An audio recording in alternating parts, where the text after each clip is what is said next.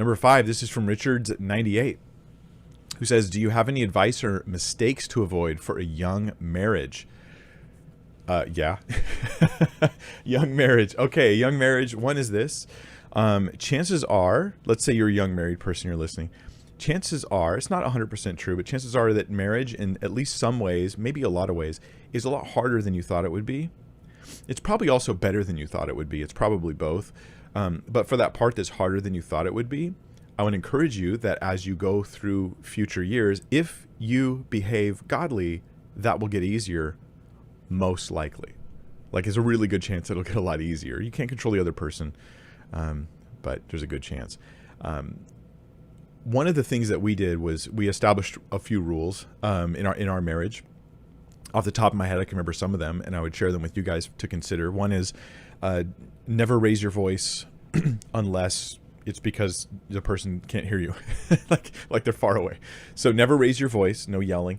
The moment that one of us starts to raise their voice, because we've talked about that as a rule, the other person can say, you're raising your voice, because often you're not aware you're doing it.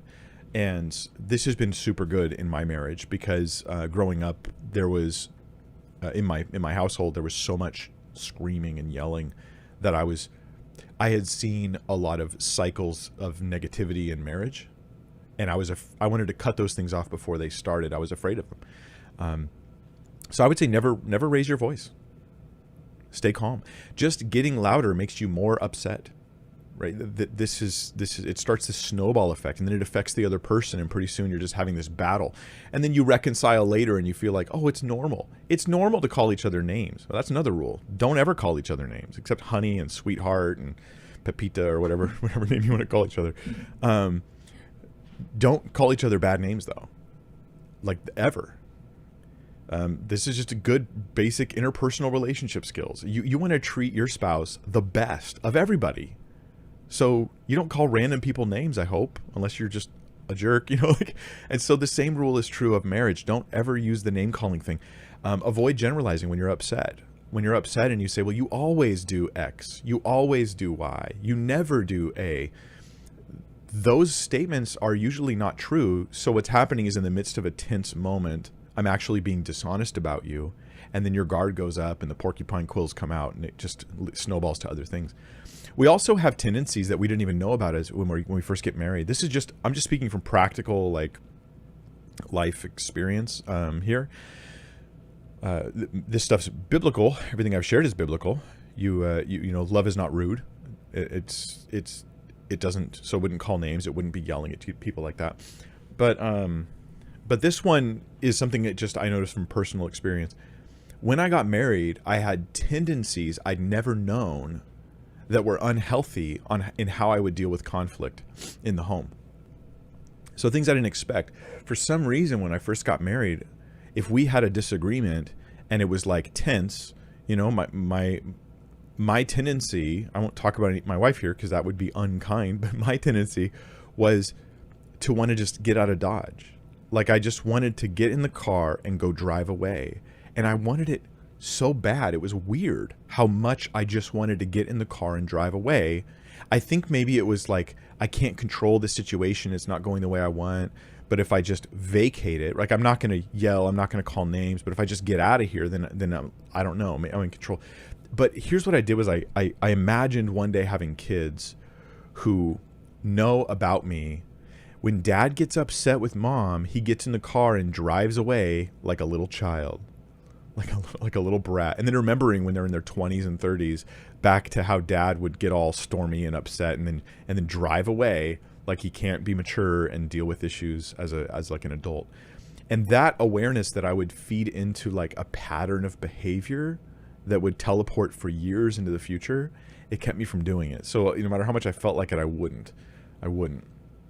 Wait a little bit, calm down, and then talk about it. And it wasn't easy at all. But what's interesting is after, I don't know, a year, 2 years, I no longer had the desire. After refusing to just drive off and react in the flesh, I no longer had the urge to do it. It was the weirdest thing. So what I'm saying is be super strict about how godly you behave when you're not agreeing with each other, because those will become, even though it's super hard at first, they'll become patterns of behavior that get into your marriage and bless you for the next 50 years. And if you're ungodly and you call names and you pout and you give the silent treatment and you drive down the street because you're angry and you yell, there'll be patterns of ungodly behavior that will haunt you for the next 50 years, and you'll do it in front of your kids. And here's the sad part. They'll be much more likely to do it to their spouse because they were trained to do it without even realizing it. So there's a few things for young married people. I'd also just suggest your spouse, you get married, last thing I'll say, and you think of them as your source of happiness. They're not. And if you think of them as your source of happiness, you're very likely to be bitter at them when they're not. They're not your source of happiness. They're a stewardship to honor Christ and to glorify God, to demonstrate his love and grace that he's given us by the way that you treat them. That's what they are. They're not there for your personal happiness. Imagine thinking that someone else exists for your own personal happiness. This will make you a bitter and mean person. But Christianity would say it's the opposite. I want to be existing first for the pleasure of God, and second, I want to bring joy to my spouse, but they can't look at me and expect me to just be their joy source either. So it's I have to have this kind of one-sided thing. I give, but I give more than I try to take. That's how marriage works. Not 50-50. I give 100%, but I don't expect 100%. She gives 100%, doesn't expect 100% back. That's grace.